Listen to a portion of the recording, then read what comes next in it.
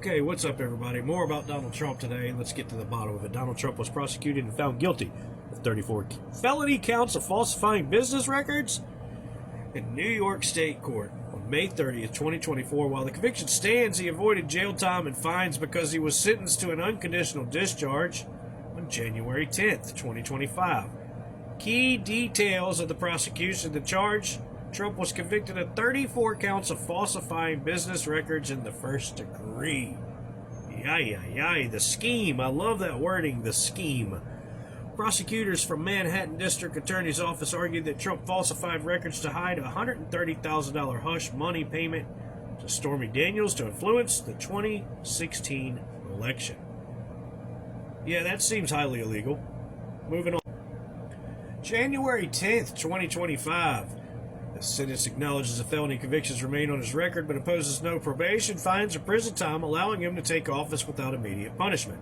What was the unconditional discharge definition? An unconditional discharge is a final non-sentence sentence under New York law deemed appropriate when no punishment is necessary given to the offender's circumstances. You mean full immunity? Is that what we're talking about here? Because that's what it sounds like. Sounds like we got some serious inequality here. We got some people that are above everybody else.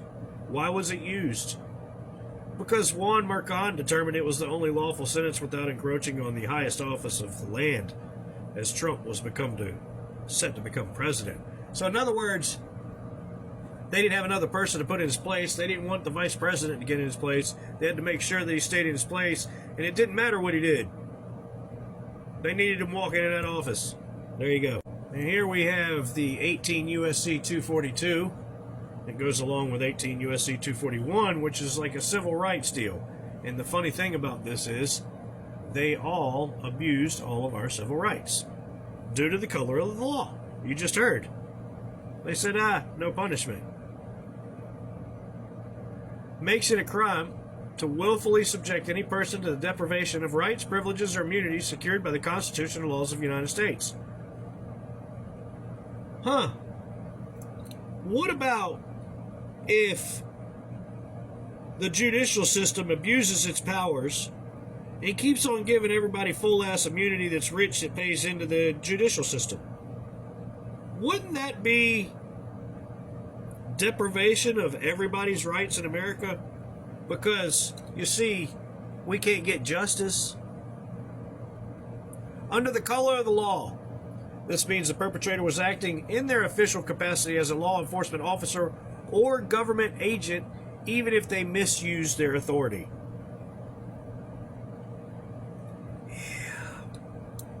It sounds really familiar and similar.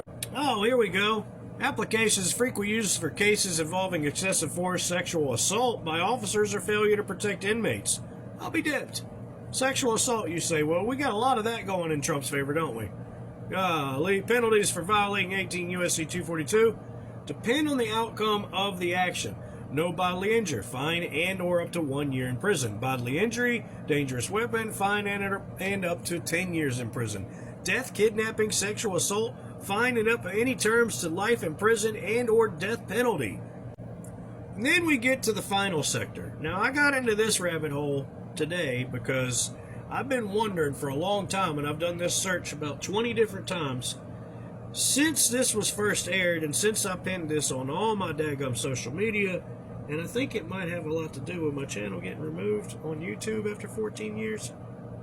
Listen to this. This was on Google today at 5/12/2026.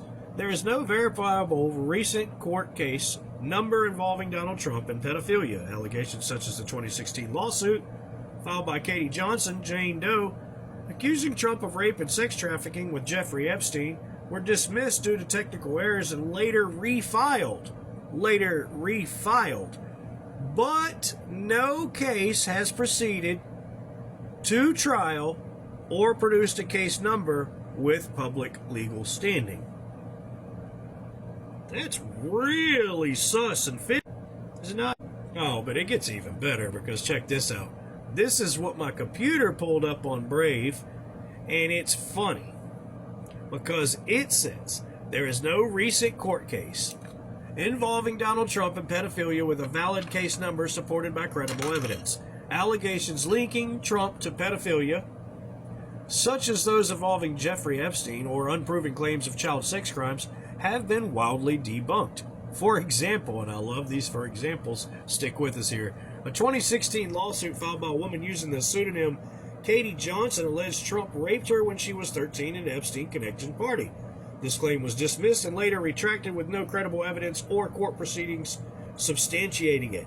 Well, that's a lot different than what we just read in the previous screen, wasn't it? A list circulating online claiming Trump made 6 settlements for child sex crimes was investigated by PolyFact, Snopes, and Lead Stories, all of which found no evidence that cases or settlements existed. You paid to put that in there. They paid to put that in there. Nobody trusts any of those people. They don't. Snopes is run by John and a hooker. Of course Trump would use that as fact-checking. Of course he would. Coming from someone who owned or sponsored or was directly involved with the National Enquirer. Donald Trump was. Yes. So listen to this. This is the stuff we've been waiting for. This is the corn pudding and cream. The most recent and substantiated legal cases involving Trump are Carroll versus Trump, 22-CV-10016. Okay. A civil case where a jury found Trump liable for sexual abuse and defamation, awarding E. Jean Carroll $5 million in 2023, later followed by a $83 million defamation verdict in 2024. Woo! Then there's the one we all know about that I got AI to read all 119 pages off on Rumble and YouTube, but they took that down, right, on YouTube. But it's on Rumble Turbo World. It's Trump versus United States, docket number 23-939. A Supreme Court case concerning presidential immunity in a federal criminal prosecution related to election interference decided in July 2024. No active or recent court case number ties Trump to pedophilia allegations. And I did a search for 0074-00 and couldn't find anything, and then I called out Rooster. But, you know, let's recap this, okay? This is my current YouTube channel, right? And I think we're past 2 business days. But when I look at it on other sources, it says that it's been canceled. Okay, that's fine and great.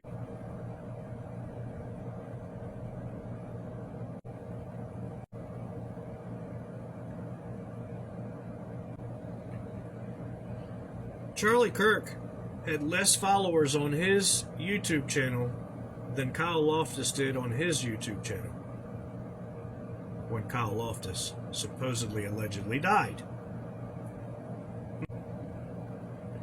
This is what happens when we talk about Orange Man, Small Hands, and Elon Musk. So they found Small Hands guilty of sex crimes, election interference, bribery, defamation, sexual abuse, and pedophilia.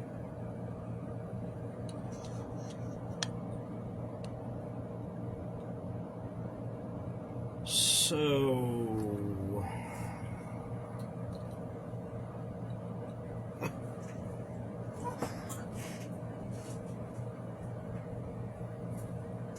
why is he still president? And how come y'all haven't punished him? That is not equal punishment. That is not equal service. This is selective enforcement on all degrees, on all edges, on all topics, on all things Trump. Is that why y'all gave him a crown? because he's the king of crime.